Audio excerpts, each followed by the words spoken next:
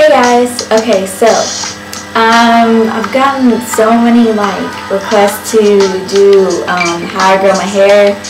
I feel like it's a good way to start off doing the series of videos that I'm going to be doing, and y'all are curious, so I'm going to let y'all know because I feel like I've found awesome techniques to grow your hair, because last year this time my hair was up here, literally up here, and it was super thin. It had no body. It was so unhealthy.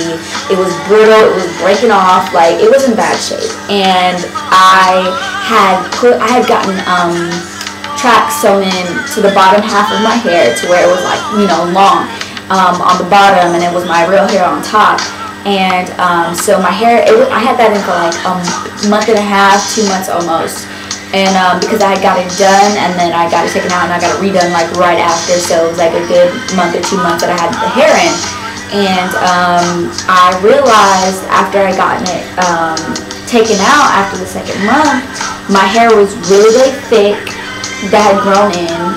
It was longer, it was just thicker, and I was like, wow, if I could keep my hair braided for 6 months, I bet my hair would be crazy long. But I was like, of course I'm not going to do that. I'm not going to put braids in my hair for 6 months, so or get a full head of weave. That's not happening. So I decided that I was going to try to find different ways that I could stimulate the growth of my hair and just get it going.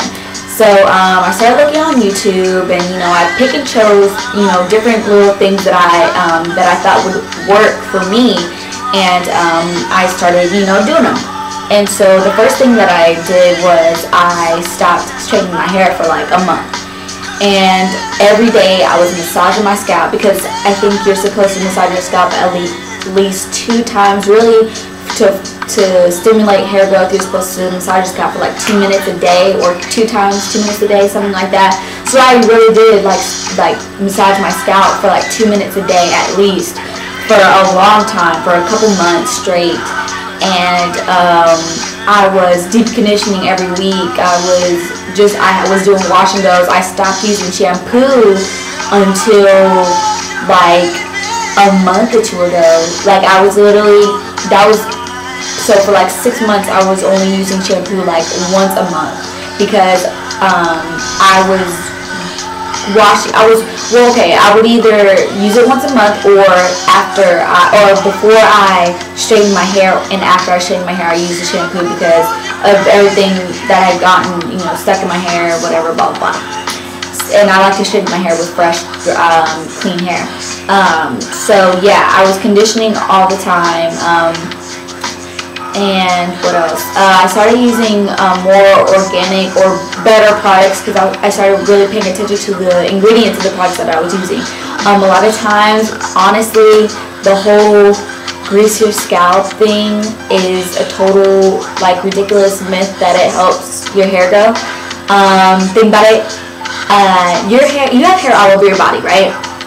And anywhere that you have hair, you can get pimples. And pimples are caused by clogged pores, right? So if you have hair all over your head and you put grease on top of your scalp, it's clogging your pores on your scalp, so it's stunting the growth of your hair. So if you think about that and you look at that and you think, wow, okay, if I'm greasing my scalp, my mom greased her scalp, my cousins and my sisters are greasing their scalp, and they have black hair like me, and our hair won't grow. Why do you think that is? It's probably, well, at least one part of it is because you're greasing your scalp and you're stunning your growth yourself. I think that the reason why people back in the day used to grease their scalp was because they didn't know any better, and that was kind of the only thing that was working at the time. And so I feel like we need to break out of that greasing your scalp thing, because it's really not good for you. It's really not good for your hair.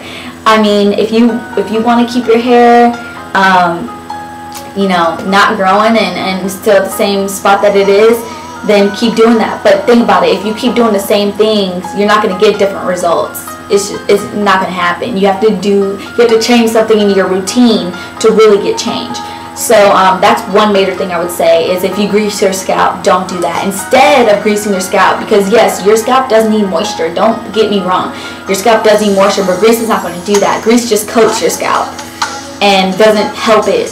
What you should do if you have a dry scalp or you know, you just need to, your scalp needs moisture. I would start doing, you know, hot oil treatments. Making sure that you are massaging your scalp. Make sure whenever you condition your hair that you're massaging it into your scalp. But hot oil treatments are really, really good for your scalp because it moisturizes it.